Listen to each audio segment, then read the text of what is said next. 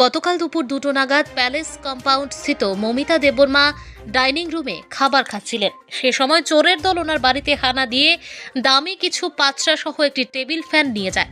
থানায় মামলা করা হলে পুলিশ সিসিটিভি ফুটেজ দেখে চোরকে শনাক্ত করতে সক্ষম হয়। কুলাইয়ের বাসিন্দা সুরজ দেববর্মাকে আটক করে এবং চুরি যাওয়া সামগ্রী কাটাখাল এলাকা থেকে উদ্ধার করা হয়। সুরজ দেববর্মাকে কোর্টে প্রেরণ করে দুদিনের পুলিশ রিমান্ডে আনা হয়েছে। পাশাপাশি 11ই জানুয়ারি নয়নিমুড়া এলাকার বাপন পালের বাড়িতে 4 দিনের জন্য রং মিস্ত্রি কাজ করছিল। পরবর্তীতে বাড়িতে বিয়ের অনুষ্ঠান থাকায় 16 তারিখে স্বর্ণালঙ্কার খুঁজতে গিয়ে দেখা যায় বাড়িতে স্বর্ণালঙ্কার নেই। থানায় মামলা করলে পুলিশ তদন্তক্রমে 2 জন রং মিস্ত্রিকে আটক করে। তাদের জিজ্ঞাসাবাদ করে একটি স্বর্ণের দোকান থেকে স্বর্ণগুলি উদ্ধার করে পুলিশ এবং সেই দোকানদারকেও আটক করে। আটক করা 2 চোরের নাম সঞ্জয় শর্মা এবং প্রতাপ দাস। তাদের বাড়ি চারিপাড়া এলাকায়। অপরদিকে যে দোকানে তারা বিক্রি করেছিল স্বর্ণগুলো তার নাম বিমল রুদ্রপাল। তাকে আটক করা হয়। মঙ্গলবার পূর্ব থানায় এই তথ্য জানায় ওসি সুব্রত দেবনাথ।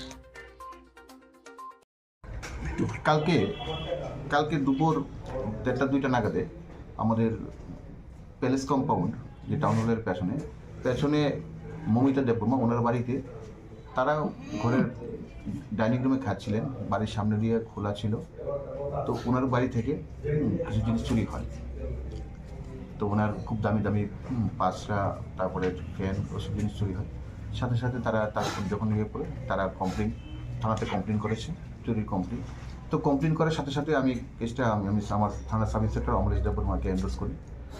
তো আমাদের দারগো ইনভেস্টিগেশন অফিসার স্পটে গিয়ে সিসিটিভি ফুটেজ ছিল, সিসিটিভি ফুটেজ দেখে চোরকে আইডেন্টিফাই করা হয়েছে।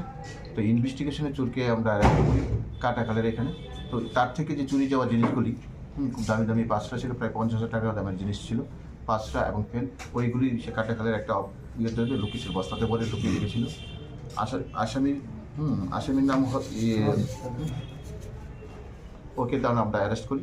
আসামি এখন আছে, আসামি কোর্টে ফরওয়ার্ড করছি। 2 দিনের পুলিশ রিমান্ডে এনেছি পুলিশ।